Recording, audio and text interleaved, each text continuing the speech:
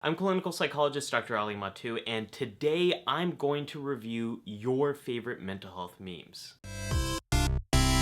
Mom, when was the last time you had a decent night's sleep? Me, oh my gosh. Sleep can make everything better, and not getting enough sleep can make everything worse. One of the things that happens in sleep is your brain cleans itself up. It's kind of like running the dishwasher or flushing the toilet. It gets rid of a lot of the plaque and the stuff that builds up over time.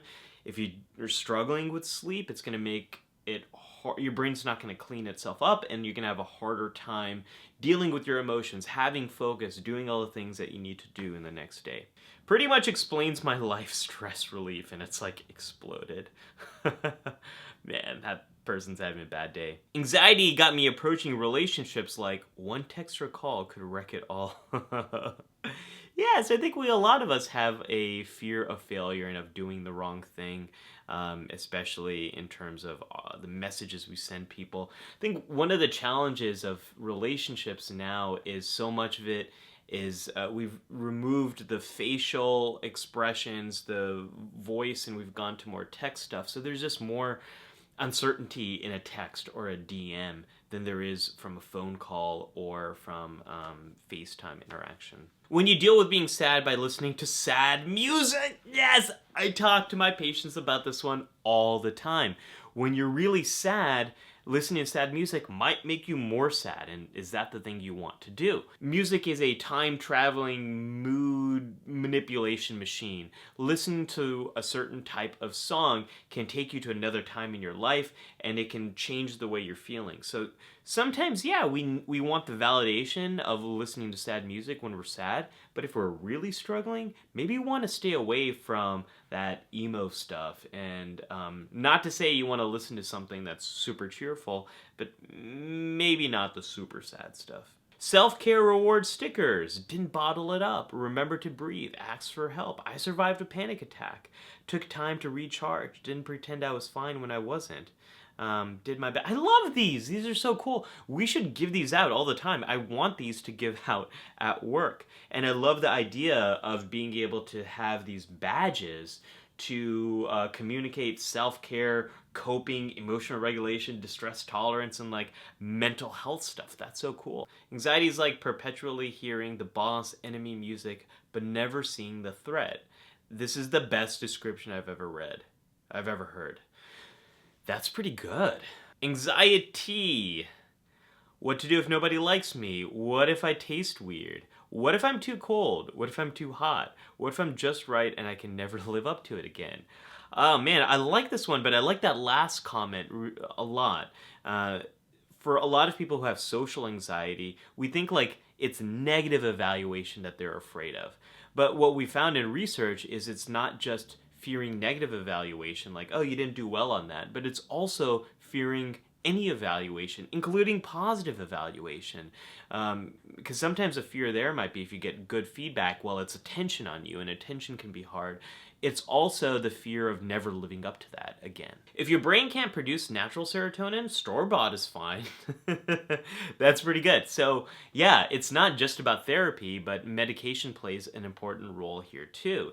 And what I often tell people is for mild to moderate conditions, often trying just therapy or just medications can be helpful, but if you're in the moderate to severe range, you probably want both in a combination therapy. So yeah, medications have a really big place in supporting mental health. Really, tell me more about how breathing cures anxiety. Yeah, so look, I made a video about deep breathing and how it can be helpful. It's not a cure-all, and for some people it helps, for other people it doesn't, and for some people it might make their anxiety worse. So there's no one trick that's going to help everyone. Everyone's a little bit different. Hiding your sadness under memes, a guide as deep as your depression.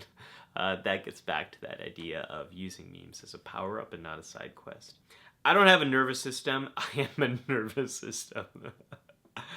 I've never thought about that. One of my first sessions of CBT, of cognitive behavioral therapy for anxiety, is often what we call psychoeducation, and I talk about how the nervous system works.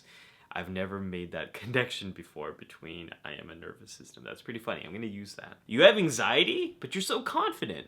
Do not mistake composure for ease. Yes, a Tuvok meme. I didn't even know there were Tuvok memes. I love Tuvok. I love Star Trek Voyager.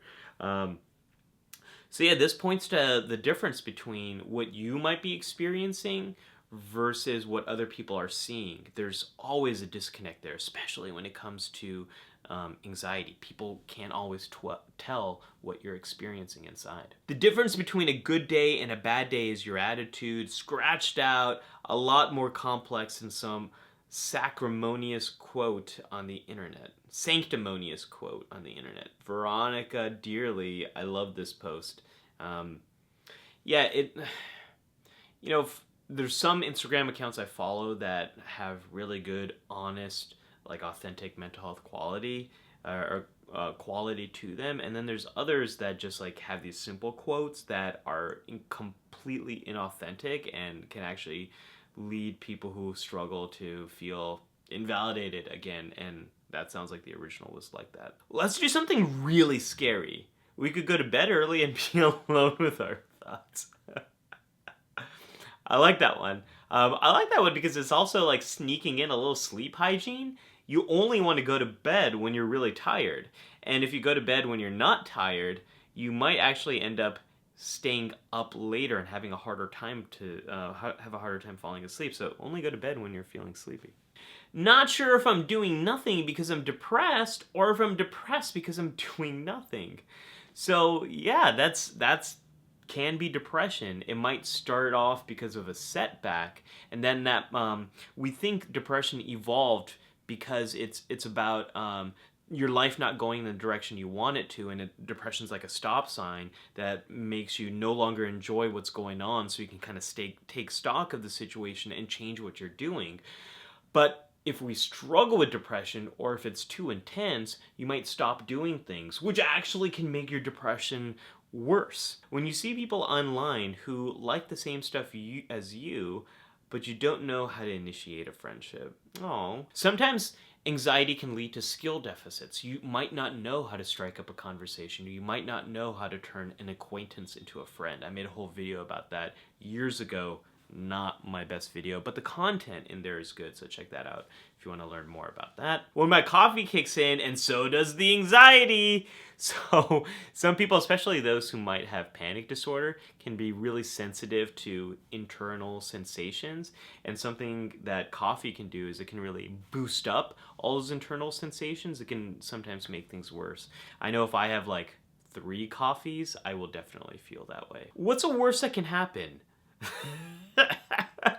So this is cool because when I'm working with someone on anxiety and we talk it through, I might actually do this, and I kind of map out the scenario they're afraid of, and then when I reflect it back, people are able to see like, oh, okay, so yeah, that's not very realistic. So this actually can be helpful to kind of map out what you're actually afraid of is going to happen and all the sequence of events that need to happen for that worried scenario to play out. Decide to tell a friend about borderline personality disorder. Friend starts talking about fatal attraction. There aren't a lot of great representations of borderline personality disorder in the media, and fatal attraction is the one that always comes up. And I think this is true of a lot of mental illnesses, is people default to the most, what we call in psychology, the most salient example, the most easy to recall emotional example. That's what comes up, and a lot of those are not good.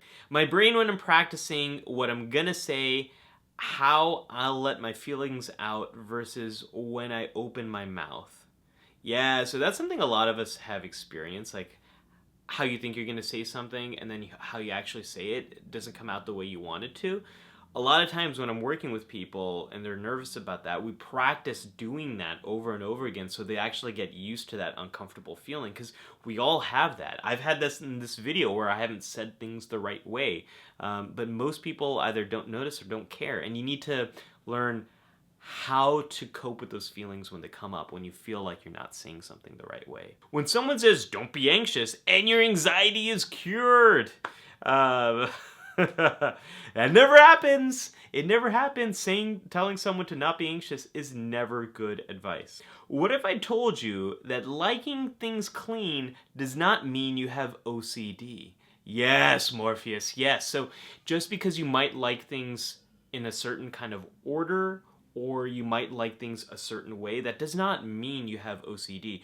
OCD is a real diagnosable problem that takes up it takes up a lot of time in your day, and it causes a lot of distress that makes it very hard to stay, to do the things that you have to do in the day. Me the day before therapy versus me when my therapist asks me what I want to talk about.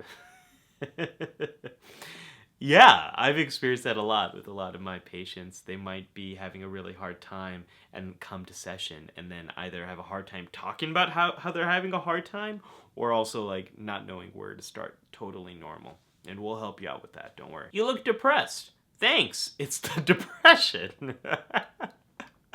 That one's just really funny. Looking back at the work you did while manic and knowing you can never live up to it again. So here's the thing about this. There's actually research a lot of people believe that their mania, if they have bipolar depression, makes them more creative.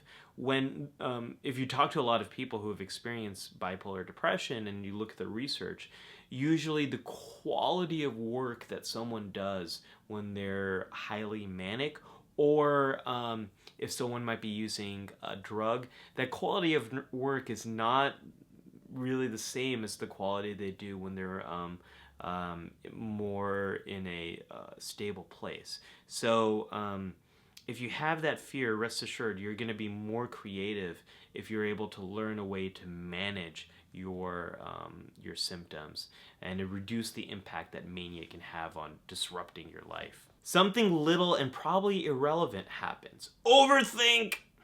Yes. One of my patients described their generalized anxiety as a very complicated algorithm for everyday tasks. And that's what this meme is sort of capturing, is like all the extra work and effort that goes to small day-to-day decisions, like sending a text or deciding what to do tonight. And someone who struggles with anxiety, it becomes a really complicated algorithm and decision-making tree about what should I do. And then you might get indecision and you might get overwhelmed and you might not do anything, which might make stuff even worse for you. You can't feel anxious and weird at a party if you aren't ever invited to that party. This one's true, and I think this is something that like Snapchat and Instagram makes even harder, is if you know someone else is at a party and you weren't invited to it, well, now you're actually seeing it happen in real time. It's one of the reasons why I'm really happy I'm not a young person right now, because social media can make it so much more difficult to navigate these relationships. They hate me, someone. They don't hate you, me. So they're wildly in love with me, someone. Probably not. What other options are there? There are some emotions between intense love and full-on hatred. Emotions that aren't black and white. Me. Eh? So this gets back to stuff like borderline personality disorder, when you might have a really strong not immune system. You might have a really strong nervous system that reacts with a lot of intense emotions. So all you experience are those intense emotions. When you're going through a rough time and your friend sends you a thoughtful, supportive text, and every time you reread it, you feel that extra boost of confidence. Oh, this one's so cute. It gets back to that idea of how important social support is. One text, one conversation, one statement could be enough to change the course of a person's day. What memes do you want me to review next? Let me know in the comments below. If you like this video, give it a thumbs up, subscribe to this channel for more mental health and psychology content, and if you want to help me make more videos, become a patron on Patreon and get some more behind the scenes stuff in return.